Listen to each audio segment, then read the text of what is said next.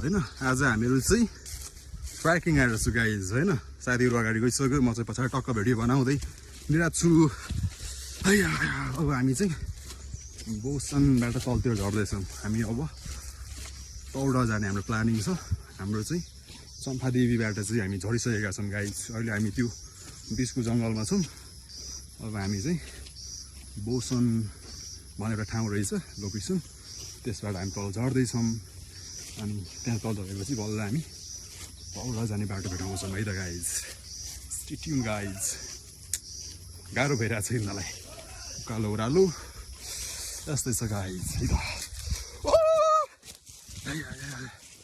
उकालो ओह्रालो जाँदैछु हामी है त गाइज